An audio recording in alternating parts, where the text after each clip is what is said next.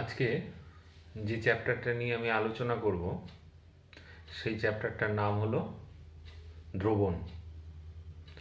Class 12-এ এই চ্যাপ্টারটা খুব গুরুত্বপূর্ণ চ্যাপ্টার এই কারণে, দ্রবণ বলতে যেমন সহজ কিন্তু ব্যাপারটা কিন্তু অতটা সহজ নয়। তো ব্যাপারগুলো আস্তে আস্তে আমি আমার চ্যানেলের মাধ্যমে সবাইকে বুঝিয়ে দেওয়ার চেষ্টা করছি। তো সবার প্রথমেই চলে আসি দ্রবণ কাকে বলে। দ্রবণের জন্য দুটি জিনিস দরকার হয়, একটা দ্রাব আর একটা দ্রাবক। দ্রাব প্লাস দ্রাবক মিলে দ্রবণ তৈরি হয়। তো এই দ্রাব এবং দ্রাবকটা কার উপর নির্ভর করে? যার দ্রবণে যার পরিমাণ কম তাকে বলা হয় হলো দ্রাব, আর যার পরিমাণ বেশি তাকে বলা হয় হলো দ্রাবক। এবার আমি একটা দ্রবণ তৈরি করলাম যেখানে দ্রাব এবং দ্রাবক দুটোই আছে, এবং সেই দ্রবণটাকে যদি আমি পরিবর্তন করে দিই, কীরকম পরিবর্তন করে দিই? দ্রাবকের পরিমাণ কম নিলাম এবং দ্রাবের পরিমাণ বেশি নিয়ে নিলাম, তবে কিন্তু দ্রবণটা অন্য ধর্ম প্রদর্শন করবে। সম্পূর্ণ অন্য ধর্ম না, কিছুটা অন্য ধর্ম কিন্তু প্রদর্শন করবে, কারণ দ্রাব এবং দ্রাবক পরিবর্তন হয়ে গেছে।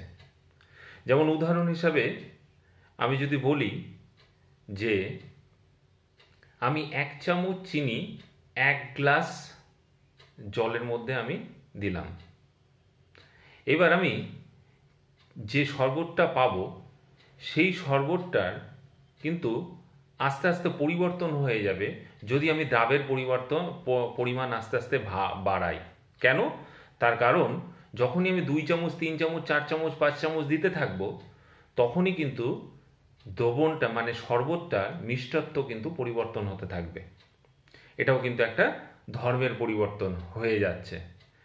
তো আমি 1 গ্লাস জলে যখন 2 চামচ 3 চামচ 4 চামচ দিয়ে দিচ্ছি, তখন যেহেতু তার স্বাদের পরিবর্তন হয়ে যাচ্ছে, সেহেতু আমি বলতে পারবো যে ওই দ্রবণের কিছু ধর্ম পরিবর্তন হয়ে যাচ্ছে।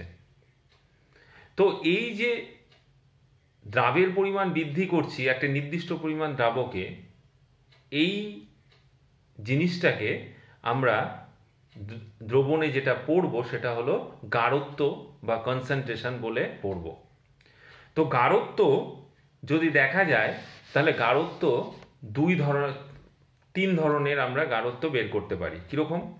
Number 1 W/W, number 2 W/V, number 3 V/V। W/W মানে ওয়েট বাই ওয়েট, W/V মানে ওয়েট বাই ভলিউম, V/V মানে হলো ওয়েট আয়তন বাই আয়তন। তো W/W এবং W/V এবং V/V এই তিনটের মধ্যে দেখা যায় যে W/Vটাকে নিয়েই কিন্তু আমাদের চ্যাপ্টারে সবচেয়ে বেশি আলোচনা আছে। এই W/V কি? ভর বাই আয়তন। এই ভরটা কি? এই ভরটার মানটা বিভিন্ন ধরনের নিলে পরে তাদের যে গাঢ়ত্বের যে ডেফিনেশনটা, সেই ডেফিনেশনটা কিন্তু বা সংজ্ঞাটা কিন্তু পরিবর্তন হয়ে যায়। কীরকম পরিবর্তন হয়ে যায়? প্রথমে আমরা যদি গাঢ়ত্বের কথা বলি তাহলে W/V এর মধ্যে প্রথম যেটা, সেটা হলো আমরা নর্মালিটি দেখি। নর্মালিটি কি জিনিস? নর্মালিটি হলো gram equivalent weight divided by litre. এখানে গ্রাম ইকুইভ্যালেন্ট ওয়েট কি? গ্রাম ইকুইভ্যালেন্ট ওয়েট মানে তুল্যাঙ্ক ভার। এই তুল্যাঙ্ক ভারটা বের করে তারপরে আমরা যদি লিটার দিয়ে ভাগ করি, মানে আয়তন দিয়ে যদি ভাগ করি, তাহলে আমরা নর্মালিটি পাবো। এবং এই নর্মালিটিটা পেতে হলে পরে কিন্তু আমাকে 1 লিটার দিয়ে কিন্তু এটাকে ভাগ করতে হবে, এটা কিন্তু মনে রাখতে হবে। এইবার চলে আসি আমরা গ্রাম ইকুইভ্যালেন্ট আমরা কিভাবে পাবো। গ্রাম ইকুইভ্যালেন্ট এক একটা, যেমন অ্যাসিড, ক্ষার এবং লবণের ক্ষেত্রে এক এক ধরনের নিয়ম আছে। কীরকম? অ্যাসিডের ক্ষেত্রে যদি আমি বের করি, যেমন উদাহরণ হিসাবে যদি আমি একটা অ্যাসিড নিই, সালফ্রিক অ্যাসিড H2SO4, এই সালফ্রিক অ্যাসিডের যদি তুল্যাঙ্ক ভর আমাকে বের করতে হয়, তার সবার প্রথমে এর আণবিক ভরটাকে আমাকে বের করতে হবে।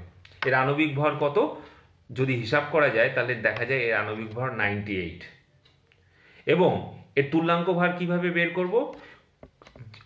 এই অ্যাসিডটা যে প্রতিস্থাপনযোগ্য যতগুলো হাইড্রোজেন আছে সেই সংখ্যাটা দিয়ে এইটাকে ভাগ করতে হবে। তা ভাগ করলে পরে কত পাচ্ছি আমরা? 49। তার মানে 49 গ্রাম সালফ্রিক অ্যাসিড মানে হলো 1 গ্রাম তুল্যাঙ্ক সালফ্রিক অ্যাসিড। ঠিক একই রকম ভাবে যদি আমরা HCl এর বের করতে চাই তাহলেও কি করতে হবে? আমাকে HCl এর আণবিক ভরটা যদি আমি M ধরি, M বের করতে হবে।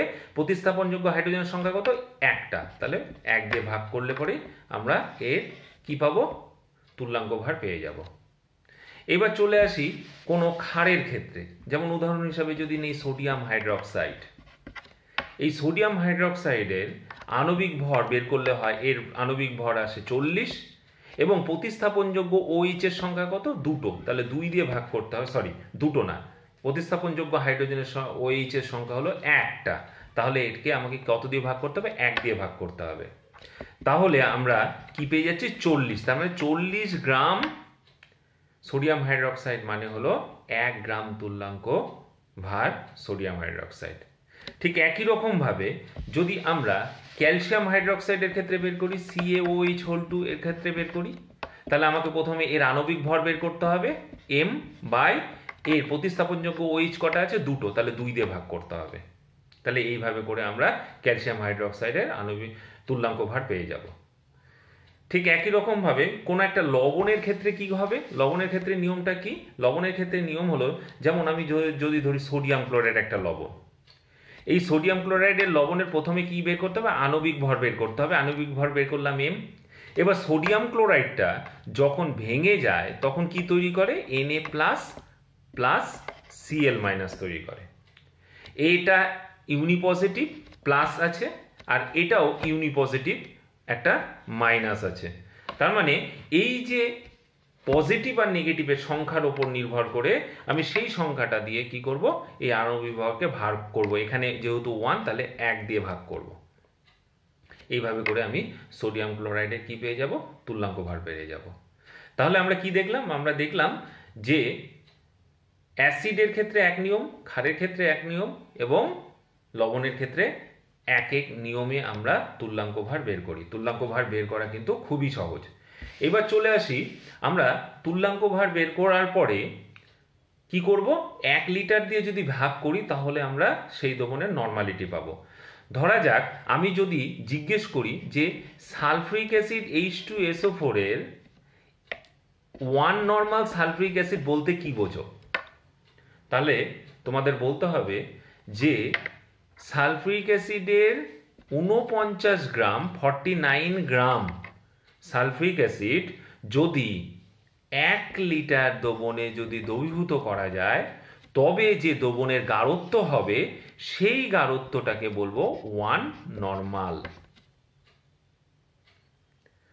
ঠিক একই রকম ভাবে যদি আমি n/10 নর্মালের কথা বলি, তাহলে n/10 নর্মালের ক্ষেত্রে যদি বলি তাহলে n/10 নর্মাল সালফ্রিক অ্যাসিড মানে হলো 49 গ্রামের 10 ভাগের 1 ভাগ ওজন নিয়ে তাকে যদি 1 লিটার দিয়ে ভাগ করি তাহলে আমরা পাবো হলো কি?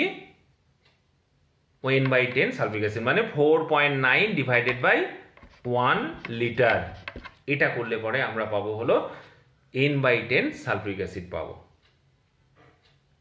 তো এইভাবে করে আমরা n/10, n/20, n/30 এরকম কিন্তু আমরা বের করতে পারবো। ঠিক একই রকম ভাবে ডেসি নর্মাল, সেন্টি নর্মাল এই সমস্ত জিনিসগুলো এইভাবে করে বের করা হয়। আজকে এই পর্যন্তই থাক। এর পরের দিন নতুন গাঢ়ত্ব নিয়ে আমি আলোচনা করব।